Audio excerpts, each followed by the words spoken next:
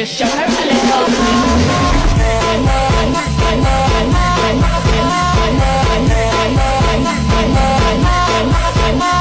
Oh, hi.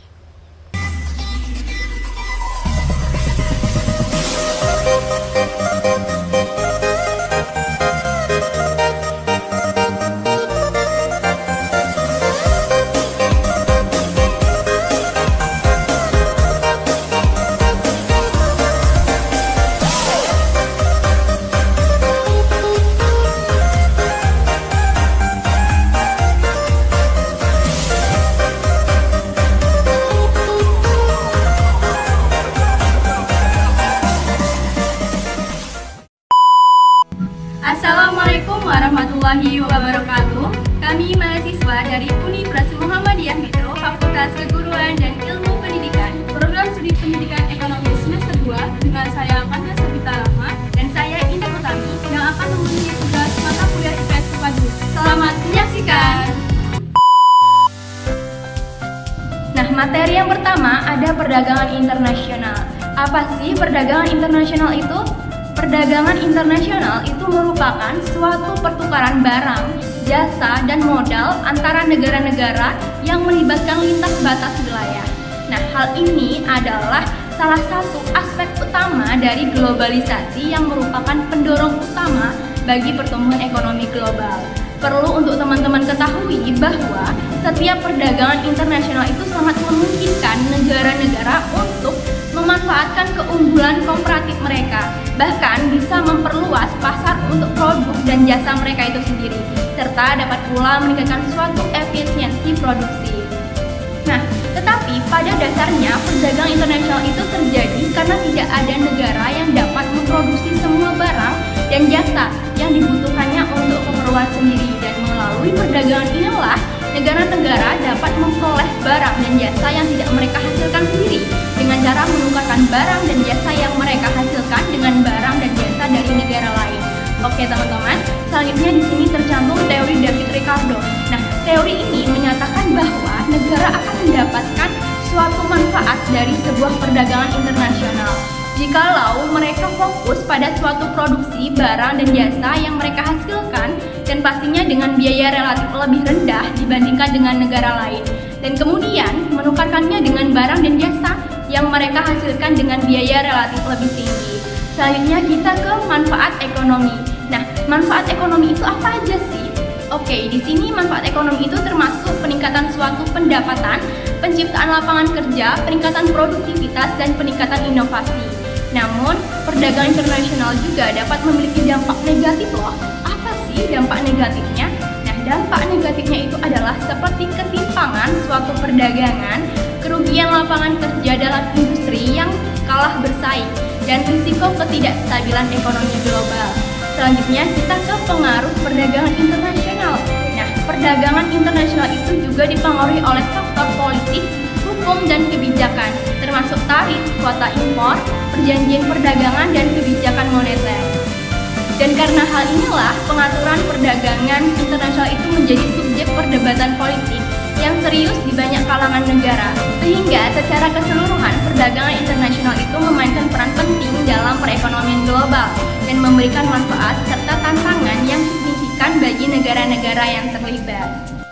Selanjutnya kita ke materi yang kedua, yaitu mengembangkan ekonomi kreatif berdasarkan potensi wilayah untuk meningkatkan kesejahteraan masyarakat. Nah, apa sih yang dimaksud dengan mengembangkan ekonomi kreatif berdasarkan potensi wilayah untuk meningkatkan kesejahteraan masyarakat? Oke, teman-teman, di sini mengembangkan ekonomi kreatif berdasarkan potensi wilayah itu adalah salah satu strategi yang bagi saya sangat menjanjikan untuk meningkatkan kesejahteraan masyarakat secara berkelanjutan. Karena setiap wilayah itu memiliki karakteristik yang sangat unik, termasuk warisan budaya, sumber daya alam, dan keahlian lokal yang dapat dijadikan sebagai basis untuk suatu pengembangan ekonomi yang kreatif. Pastinya teman-teman pengen tahu kan apa saja sih langkah-langkah yang dapat mewujudkan potensi ini? Oke, di sini saya ada beberapa langkah-langkah yang dapat diambil untuk mewujudkan potensi ini. Yang pertama ada identifikasi potensi wilayah. Nah, hal ini tuh mencakup aspek-aspek seperti seni, kerajinan tradisional, kuliner khas, budaya lokal, keindahan alam atau keahlian khas yang masyarakat setempat punya. Dan yang kedua ada pengembangan klaster ekonomi kreatif. Nah, klaster ekonomi kreatif ini adalah suatu kumpulan individu, perusahaan, dan organisasi yang beroperasi di sektor-sektor kreatif tertentu dalam satu wilayah geografis, sehingga masyarakat dapat saling mendukung dan berkolaborasi untuk menghasilkan produk dan layanan kreatif yang lebih baik. Selanjutnya ada pendidikan dan pelatihan. Nah, hal ini itu bisa saja berupa pelatihan seni, kerajinan, kelas kuliner, atau program pendidikan teknologi dan desain, atau bisa juga ada pelatihan-pelatihan yang lain. Dan yang keempat itu ada pengembangan infrastruktur pendukung. Nah, teman-teman harus pastikan bahwa infrastruktur pendukung seperti fasilitas, produksi, ruang kreatif bersama, dan akses internet yang cepat sudah tersedia untuk mendukung pertumbuhan sektor ekonomi yang kreatif. Dan yang kelima ada promosi dan pemasaran. Nah, teman-teman harus bisa nih mempromosikan produk dan layanan kreatif wilayah tersebut secara lokal, nasional maupun internasional. Bahkan kampanye pemasaran yang efektif juga dapat membantu meningkatkan visibilitas dan daya tarik produk lokal tersebut. Dan yang keenam yaitu ada dukungan kebijakan. Nah, dukungan dari pemerintah setempat dan nasional itu sangat penting untuk memfasilitasi pengembangan ekonomi kreatif. Nah, hal ini tuh bisa berupa insentif pajak, bantuan pendanaan, atau pengurangan birokrasi untuk memudahkan berbisnis di sektor kreatif. Dan yang terakhir ada partisipasi komunitas. Nah, teman-teman jangan lupa untuk selalu melibatkan komunitas lokal dalam proses pengembangan ekonomi kreatif, karena pendekatan partisipatif akan memastikan bahwa suatu kepentingan dan kebutuhan masyarakat dipertimbangkan dalam setiap langkah pengembangan. Oke teman-teman, dalam hal ini tentunya kita dapat menciptakan lingkungan yang memungkinkan masyarakat untuk menghasilkan nilai tambah dari aset-aset lokal mereka sehingga berkontribusi pada peningkatan kesejahteraan dan pembangunan berkelanjutan. Oke, next kita akan ke materi selanjutnya yaitu pengembangan pusat-pusat keunggulan ekonomi untuk kesejahteraan masyarakat. Nah, pusat-pusat keunggulan ekonomi itu merujuk pada suatu wilayah-wilayah yang memiliki keunggulan kompetitif dalam suatu sektor atau beberapa sektor tertentu. Hal ini dapat berupa kota, kabupaten, atau wilayah geografis lainnya yang pasti memiliki karakteristik, sumber daya, atau keahlian khusus yang membuatnya unggul dalam bidang tertentu. Dan untuk pengembangan pusat-pusat keunggulan ekonomi terdapat juga sebuah tujuan yang bertujuan untuk memanfaatkan potensi dan keunggulan kompetitif yang memiliki wilayah tersebut dan tentunya untuk meningkatkan pertumbuhan ekonomi dan kesejahteraan masyarakat. Adapun langkah-langkah yang diharapkan dalam memberikan manfaat yang signifikan bagi kesejahteraan masyarakat setempat melalui penciptaan lapangan kerja, peningkatan pendapatan, dan peningkatan kualitas secara keseluruhan. Langsung saja, langkah-langkah yang pertama adalah identifikasi keunggulan kompetitif.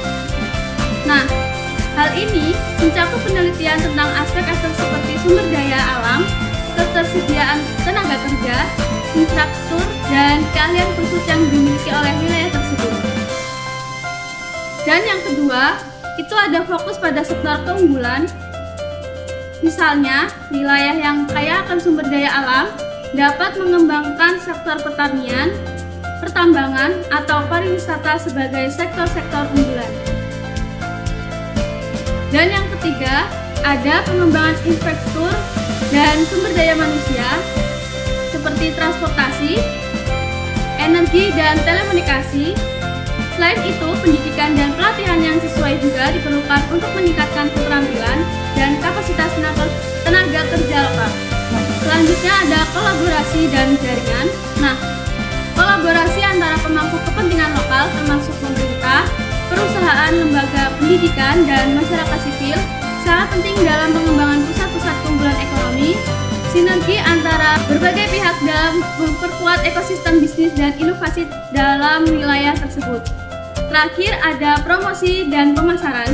Promosi dan pemasaran yang dapat efektif itu memerlukan peningkatan sebuah visibilitas dan citra wilayah sebagai pusat-pusat keunggulan ekonomi Hal ini pastinya akan membantu dalam menarik investasi, peluang bisnis, dan tenaga kerja terampil ke wilayah tersebut. Oke teman-teman, selanjutnya ke materi yang terakhir, yaitu pasar bebas. Pasar bebas itu adalah suatu sistem ekonomi yang dimana sebuah perdagangan barang, jasa, dan faktor produksi terjadi tanpa hambatan atau intervensi yang signifikan dari pemerintah. Dalam pasar bebas juga terdapat sebuah kegiatan ekonomi yang didasarkan pada prinsip persaingan yang bebas, di mana penjual dan pembeli memiliki kebebasan untuk menetapkan harga dan jumlah barang yang diperdagangkan. Sehingga pasar bebas merujuk pada suatu sistem ekonomi di mana perdagangan barang, jasa, dan faktor produksi dapat terjadi tanpa adanya hambatan seperti tarif, kuota, atau regulasi pemerintah yang signifikan. Dalam pasar bebas juga terdapat sebuah kegiatan ekonomi yang didasarkan pada prinsip persaingan yang bebas dan tanpa campur tangan pemerintah yang berlebihan dalam hal harga, produksi, atau distribusi. Di sini tertera sebuah prinsip persaingan bebas, kebebasan ekonomi, aliran barang dan jasa, efisiensi ekonomi, tantangan, dan kritik. Pastinya teman-teman belum tahu kan, apa sih yang dimaksud dengan prinsip persaingan bebas lainnya?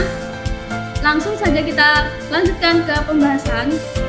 Yang pertama ada prinsip persaingan bebas. Nah, di pasar bebas, persaingan antara produsen dan penjual adalah sebuah pusat dari sistem ekonomi karena persaingan ini mendorong efisiensi dalam produk dan inovasi dalam produk dan layanan, sehingga produsen harus berkompetensi untuk mendapatkan konsumen. Dan yang kedua, itu adalah kebebasan ekonomi. Nah, pasar bebas itu memberikan suatu kebebasan kepada setiap individu dan perusahaan untuk berpartisipasi dalam aktivitas ekonomi tanpa campur tangan pemerintah dan berlebihan. Selanjutnya yang ketiga, ada aliran barang dan jasa. Dalam pasar bebas, pastinya perdagangan barang dan jasa antara negara-negara juga selalu diupayakan tanpa hambatan seperti tarif impor yang tinggi atau kuota impor yang membatasi jumlah barang yang dapat masuk ke dalam suatu negara. Selanjutnya ada efisiensi ekonomi. Nah, dalam sistem pasar bebas terdapat juga sebuah tujuan untuk menciptakan efisiensi ekonomi dengan memungkinkan sumber daya dialokasikan secara optimal. Dan hal ini dapat menghasilkan sebuah pertumbuhan ekonomi yang lebih cepat, meningkat produktivitas, dan peningkatan kesejahteraan masyarakat secara keseluruhan. Terakhir yaitu ada tantangan dan kritik. Pada pasar bebas juga masih menghadapi tantangan dan kritik loh teman-teman, termasuk ketidaksetaraan pendapatan, monopoli atau oligopoli yang muncul, dan dampak negatif terhadap lingkungan dan kondisi kerja. Oleh karena itu ada beberapa negara yang menerapkan regulasi dan intervensi pemerintah tertentu dalam memperbaiki ketidakseimbangan yang mungkin muncul dalam pasar bebas. Hai semua, terima kasih sudah menyimak video presentasi kami. Selanjutnya kami ada sesi tanya jawab nih, dan tentunya pada laman Sepada. Ayo buruan, let's go. Oke teman-teman, setelah sesi tanya jawab, di sini kami ada sebuah kesimpulan dan saran. Yang pertama ada kesimpulan. Nah, kesimpulannya itu adalah pertukaran barang, jasa, dan modal antara negara-negara yang melibatkan lintas batas wilayah itu dikenal sebagai perdagangan internasional. Perdagangan internasional itu adalah bagian penting dari pertumbuhan ekonomi dan integrasi antar negara dalam konteks globalisasi. Sebaliknya, metode penting untuk meningkatkan kesejahteraan masyarakat adalah pengembangan ekonomi kreatif yang didasarkan pada potensi wilayah dengan mengidentifikasi kekayaan budaya, sumber daya alam, dan keahlian lokal, serta dengan membangun pendidikan, pelatihan, dan infrastruktur pendukung. Wilayah dapat memanfaatkan sektor-sektor kreatif untuk meningkatkan lapangan kerja, meningkatkan pendapatan, dan memperkuat identitas lokal. Selanjutnya ada sebuah saran dari kami mengenai materi ini, yaitu pemerintah dan pihak lain harus lebih dapat meningkatkan kerjasama antar wilayah dan antar negara untuk meningkatkan perdagangan internasional, mengembangkan ekonomi kreatif, dan membangun pusat keunggulan ekonomi.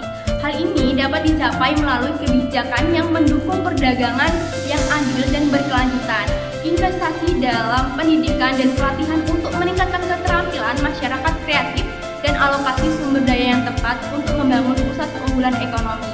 Selanjutnya, itu juga sangat penting dalam memastikan pasar bebas itu berkeliaran dengan baik dan mendorong persaingan yang sehat dan mengurangi dampak negatifnya terhadap lingkungan dan masyarakat. Masyarakat dapat menikmati peningkatan kesejahteraan secara keseluruhan dan pertumbuhan ekonomi yang inklusif melalui kerjasama yang kokoh dan pendekatan yang holistik. Yang terakhir yaitu integrasi ayat, yang artinya dan di antara tanda-tanda kekuasaannya, dia memperlihatkan keadaan mutlak untuk menimbulkan kekuatan dan harapan, dan dia yang menurunkan air hujan dari langit lalu menghidupkan bumi dengan air itu sesudah matinya. Sesungguhnya pada yang demikian itu benar-benar terdapat tanda-tanda bagi kaum yang mempergunakan akalnya. Quran Surat Al-Rum ayat 24. Kandungan dari ayat tersebut artinya yaitu mengisyaratkan bahwa semua ciptaan Allah Subhanahu wa Ta'ala di alam semesta ini saling terkait dengan saling mempengaruhi satu sama lain.